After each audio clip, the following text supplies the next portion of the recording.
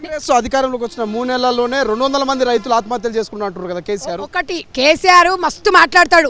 కేసీఆర్ మాటలకున్నాడు, లత్కోర్ సాప్ వస్తాడు అట్లా మాట్లాడతాడు. ఇలా అరే కుటుంబము వ్యవస్థ మొత్తం నాశనమే, జైళ్ళలోకి పోతుంటే అసలు నువ్వు చేసింది ఇలా ఫోన్ ట్యాంపింగ్ అనేది ఎంత తెలుసా కేసీఆర్? అసలు నీకు మాట్లాడడానికి అర్హత లేదు. ఇలా హరీష్ రావు కానీ కేటీఆర్ కానీ ఇలా కేసీఆర్ కానీ ఇలా కేసీఆర్ బిడ్డ కానీ అడవడ ఉన్నాడు సంతోష్, వాడికి కానీ ఎవరికి కూడా అర్హత లేదు. 10 సంవత్సరాలు తెలంగాణ ప్రజలు నెత్తిలో పెట్టుకురు. ఇలా మీకు అర్థమైందా తెలంగాణ ప్రజలు ఏం చేసిరు? అహంకారం అంటే మీకు పదవి పోతే మాత్రం అహంకారం తగ్గితే అప్పుడు ప్రజలు కనిపిస్తారు. అప్పటి వరకు మీకు పదవులు ఉన్నంతసేపు ప్రజలు ఎవరు కనిపించరు.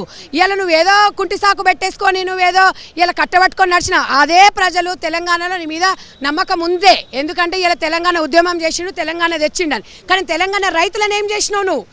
ఇలా మేము 94% మేము రైతు బంద్ వేస్తే రైతు బంద్ వేయట్లేదని చెప్తున్నావు. ఇలా నువ్వేం చేసినావు? ఇలా ప్లాట్లలో రిజిస్ట్రేషన్లు చేసుకొని డబల్ అర్జ్ చేసుకొని ఇచ్చిన వాళ్ళకి డబల్ పెన్షన్లు ఇచ్చుకుంటా, నువ్వు ఇలా డాక్టర్లు ఇచ్చుకుంటా, ఇలా కాంగ్రెస్ కార్యకర్తలను పక్కన పెట్టేసి మేము అట్లా కాదు. ఇలా ఒకటి రేవంత్ రెడ్డి గారు ఎన్ని కష్టాలను కడుపులో పెట్టుకున్నాడు. నా ప్రాబ్లం నేనే తీరుస్తా తెలంగాణకు అని చెప్పి ఇలా కష్టాలను లోపల పెట్టుకొని ఇలా ప్రతి ఒక్క సమస్యను ముందుకొచ్చి ఇలా రైతు బిడ్డగా ప్రతి ఒక్కటి ఆయనకు తెలుసు. అరే కొంచెం టైం కావాలి. ఇప్పుడు 10 సంవత్సరాల మీద చేయండి, మేము 1 నెల 2 నెలలు వేస్తామా? తప్పకుండా వేస్తాం. మాకు చిత్తశుద్ధి ఉంది, ప్రభుత్వం మీద పాలన మీద మాకు ఒక చిత్తశుద్ధి ఉంది, మాకు తెలంగాణ ప్రజల మీద నమ్మకం ఉంది. మమ్మల్ని ఏ రకంగా అయితే గెలిపించారో వాళ్ళ నమ్మకాన్ని మేము ముమ్ము చెయ్యము. ప్రతి ఒక్క రైతన్నను ఆదుకుంటాము. గతంలో ఉచిత కరెంట్ ఇచ్చింది కాంగ్రెస్ పార్టీ. గతంలో ఏది చేసిన రేషన్ కార్డుల విషయం మన దగ్గర చూసుకుంటే పెన్షన్లు ఆయన 200 ఇచ్చిన పెన్షన్ ఇలా 4000తో సమానం. మీరు ఇచ్చింది ఏం చేసిండ్రు? ఇవాళ ఏం చేసిండ్రు? మీకు ఇంత కూడా ఇప్పటికీ కూడా నీ బిడ్డ ఇవాళ లిక్కర్ రాని ఆ మెసేజ్లు చూసుకోండి. ఇలా తివార్ జైలుకి పోయినా కూడా మీకు ఇంకా పులుపు వస్తలేదంటే తెలంగాణ ప్రజలు ఇంకా మిమ్మల్ని ఏం చేయాలనేది అర్థం కావట్లేదు. ఇంకో చెప్తున్నాను కదా, ఇలా కేటీఆర్ అహంకారం ఎట్లా ఉందంటే వాళ్ళు ఒకప్పుడు దాంట్లో ఏరోప్లైన్లకి వెళ్ళి దిగటోడు కాదు, ఒకప్పుడు కార్లకి వెళ్ళి దిగటోడు కాదు. ఎంత పెద్దవాళ్ళనైనా ఇష్టానుసారంగా మాట్లాడేది. ఇవాళ మీకు మీ బతుకులు ఏమైనాయి? అధికారం అనేది ఒక్కటే చెప్తున్నా, అధికారం అనేది శాశ్వతం కాదు.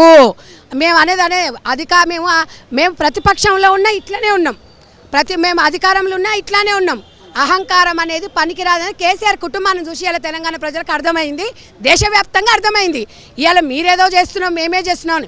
తెలంగాణ ప్రజలకు బీజేపీ గవర్నమెంట్ అనేది మోడీ వచ్చినప్పుడు ఏమేం చేస్తామని చెప్పింది. ఇలా జిఎస్టీకి డీజిల్ పెట్రోల్ ధర ఇవ్వాలి. రైతన్నలు మరి పెట్రోల్ డీజిల్ వాళ్ళు వాడరా? వాళ్ళు కూడా వాడతారు కదా. మరి ఇప్పుడు ఈరోజు 15 లక్షల రూపాయలు అకౌంట్లో వేస్తామని చెప్పినావు, నల్లధనం తీసుకొస్తున్నావు. నల్లధనం ఏడ తీసుకొచ్చినావు? మళ్ళీ ఏ ముఖం పెట్టుకొని తెలంగాణకు వచ్చి ఇలా బీజేపీకి ఓటేమని అడుగుతున్నావు నువ్వు? నీకు అసలు బీజేపీ గవర్నమెంట్ తెలంగాణ కంట్రిబ్యూషన్ ఏముంది చెప్పాలి నాకు. ఇలా మీరొకటే కాదు, తెలంగాణ గవర్నమెంట్లు 10 సంవత్సరాలు వచ్చింది. కాళేశ్వరం ప్రాజెక్టులో కానీ ఎండ్ల అవినీతి చూసిన బీజేపీకి మొత్తము డబ్బులు ఇలా దారదత్తం చేసింది. మరి దాని మీద ఎందుకు ఇలా మోడీ గారు మాట్లాడారు? నేను అదే అడుగుతున్నా. ఈ రాజకీయ డ్రామాలు నువ్వు కొట్టు, నేను ఏడుస్తాను. కేసీఆర్ ఇలా మోడీ గారు ఇద్దరు కలిసి డ్రామాలు ఆడుతున్నారు. ఇలా కాంగ్రెస్ పార్టీని ప్రజలు మా వైపు ఉన్నారు. మాకు ప్రజల అండ దీవెనలు ఉన్నాయి 100%. ఇంకా 20 సంవత్సరాల అధికారం ఉండి తెలంగాణలో మీరు చేసిన దోపిడీని మొత్తం బయటకు తీసుకొస్తూ తెలంగాణ జరిగిన ఇవాళ మహిళలంటే గౌరవం లేకుండా ఇష్టానుసారంగా మనోభావాలను దెబ్బతీసుకునే రకంగా ఉన్నారు. ఇవాళ ఎంతమందికి ఇలా మహిళలకు ఎంత అవకాశం ఇచ్చింది. రైతన్నలు కానీ విద్యార్థుల విషయంలో కూడా కానీ తప్పకుండా విద్యార్థి ఎలక్షన్ కోడ్ తర్వాత 100% ఇలా విద్యార్థులకు న్యాయం చేయగలుగుతాము, అందరికీ న్యాయం చేయగలుగుతాము. గాంధీ భవన్ సాక్షి చెప్తున్నాము, మేము 14 సీట్లు 15 సీట్లు ఎంపీ సీట్లు మేము గెలవబోతున్నాము. తెలంగాణలో ప్రజలందరూ కూడా మా వైపే ఉన్నారు. రాహుల్ గాంధీ గారి నాయకత్వం రావాలని ఆలోచిస్తున్నారు. సోనియమ్మ ఆ రోజు వచ్చి తెలంగాణకు వచ్చి అడిగిపోయింది. ఆ రోజే తుక్కుగూడలో కేసీఆర్ ఫామ్ హౌస్లో తుక్కు అయిపోయినరు.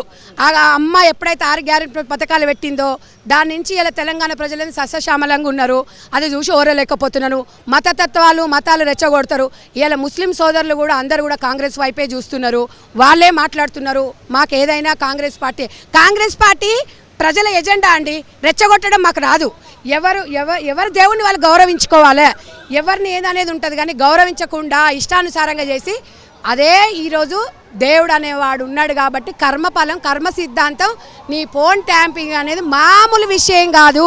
ఎందుకంటే ఒక భార్యాభర్తల విషయం కూడా, ఒక భార్యాభర్తల అంత అనుబంధం ఉన్నా కూడా ఒక భర్త ఫోన్ ముట్టుకోవడానికి భార్యకు అధికారం లేదు, ఒక భార్య ఫోన్ ముట్టుకోనికి భర్తకు అధికారం లేనప్పుడు నువ్వు ఎట్లా చేస్తావురా ఇంతమందివి? ఇలా రేవంత్ రెడ్డి గారిని ఇలా ఇంతమందిని ఫోన్ ట్యాంపింగ్ చేసే హక్కు నీకు ఎక్కడిది? రాజ్యాంగం నీకు ఎక్కడిచ్చింది?